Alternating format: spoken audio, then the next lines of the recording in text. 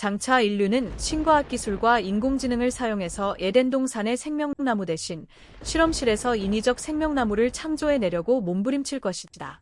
인간이 우성 유전자 자체를 스스로 선택하고 태어날 아기의 성별, 지능, 체질, 눈동자 색깔까지도 선택해서 한 생명체를 만들어내게 될 것이다.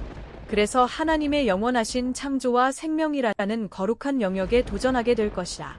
결론적으로 하나님이 인류를 위해 준비하신 복음, 즉 예수 그리스도 안에서 인간이 누리게 될 영원한 생명을 거부하고 죄악된 인류는 바로 이 땅에서 영원히 살기 위해 줄기세포 이식이나 무분별한 유전자 조작을 통해 인간 복제 작업을 시도하게 될 것이다.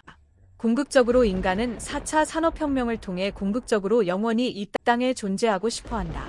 인간은 DNA 복제를 통해 장기를 교체하던 아니면 인간의 뇌를 통째로 다른 육신에 이식하여 자신의 아바타를 통해 계속 존재하던지 무병장수의 욕망을 추구한다. 영적인 차원에서 보면 이러한 추구는 하나님의 심판에 대한 인간의 무의식적인 거부이며 반항이다. 죄로 인해 모든 인간은 육체적 죽음이라는 심판을 받았기 때문이다. 인간이 인공지능을 통해 무병장수하는 것이 과연 행복할까? 한마디로 부정적이다. 타락한 인간의 장수는 피조세계에 해악만 끼칠 뿐이다. 죄로 인해 타락한 인간은 에덴 동산으로부터 추방되어야만 했다. 죄에 떨어진 인간이 더 이상 생명나무의 열매를 따먹고 영생하는 이 그 자신과 그가 에덴 동산에서 이전에 다스리던 동식물에게조차 좋은 영향력을 더 이상 끼칠 수 없었기 때문이다. 철저히 자아숭배에 빠진 그의 죄성으로 인해 아름다운 에덴 동산이 황폐화될 것이 불을 보듯 뻔하기 때문이다. 인간의 죄악된 본성과 사탄의 역사로 고통과 비극은 인공지능 시대에도 계속될 것이다. 그 끝은 인류의 파멸인 것이다. 죽음이 없는 시대를 꿈꾸는 인간의 야망은 곧 신이 없는 세계, 신의 심판을 피하고자 하는 신바벨탑 시대의 도래에 있다. 곧 하나님을 대적하는 시대를 꿈꾸고 있는 것이다. 인류는 곧 섹스로봇 시대를 맞이하여 기계와의 섹스를 즐기게 될 것이다. 그리고 인공지능과의 친밀감이 쌓이면서 인공지능과의 합법적인 결혼을 요구하게 될 것이다.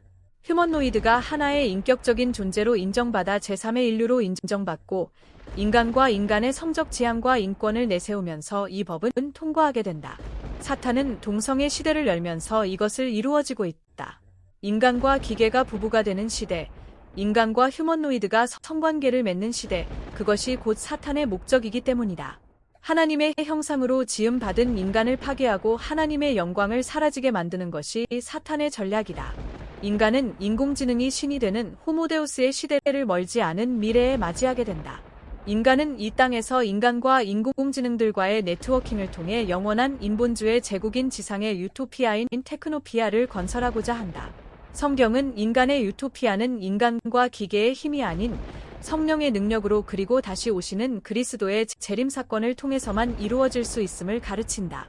신의 영역에 끊임없이 도전하는 한 인공지능 시대의 인류는 마침내 하나님의 심판을 받아 종말을 맞이하게 될 것이다. 그것이 그리스도의 재림 사건이다.